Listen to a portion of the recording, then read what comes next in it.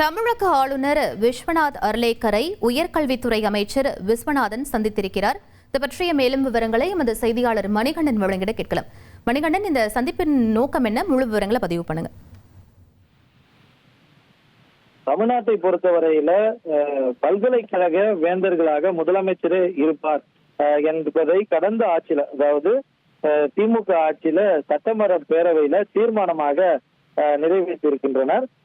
ஏற்கனவே இருந்த ஆளுநரை சந்தித்து இந்த தீர்மானத்தை ஒப்புதலுக்காக அளித்திருந்த நிலையில அந்த ஒப்புதல் அளிக்காமல் அந்த தீர்மானம் கிடப்பில் கிடக்கக்கூடிய நிலையில இது தொடர்பான கடிதத்தை உயர்கல்வித்துறை அமைச்சர், அதாவது மாநிலங்களுடைய பல்கலைக்கழக வேந்தராக தமிழ்நாட்டில் முதலமைச்சர் இருப்பார் என சட்டமன்ற பேரவையில நிறைவேற்றிய அந்த தீர்மானத்துடைய கடிதத்தை ஆளுநரிடம் கொடுப்பதற்காக உயர்கல்வித்துறை அமைச்சர், சட்டத்துறை அமைச்சர் டிடிஆர் நிர்மல்குமார், உயர்கல்வித்துறை செயலாளர் ஆகியோர் ஆளுநரை இன்று சந்தித்திருக்கின்றனர்.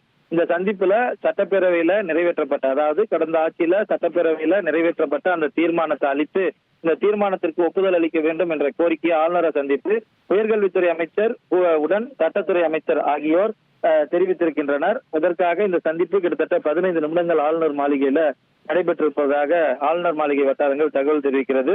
அந்த விதத்துல தமிழ்நாட்டில் இருக்கக்கூடிய பல்கலைக்கழகங்களுடைய வேந்தராக முதலமைச்சரே இருப்பார் என்ற தீர்மானத்தின் மீது ஒப்புதல் அளிக்க கோரிக்கை என்பது கொடுக்கப்பட்டிருக்கிறது. விவரங்களுக்கு நன்றி மணிகண்டன். பல்கலைக்கழக வேந்தர் மசோதா தொடர்பாக தற்போது ஆளுநரை அமைச்சர்கள் சந்தித்திருக்கிறார்கள். அது தொடர்பான முக்கிய செய்தியை நாம் பார்த்தோம். இனி செல்லும் இடமெல்லாம் செய்தி. தந்தை டிவியின் வாட்ஸ்அப் சேனலை ஃபாலோ பண்ணினா செல்லருக்கும் இடமெல்லாம் செய்தி. இதோ QR கோட், இப்பவே ஸ்கேன் பண்ணுங்க, ஃபாலோ பண்ணுங்க.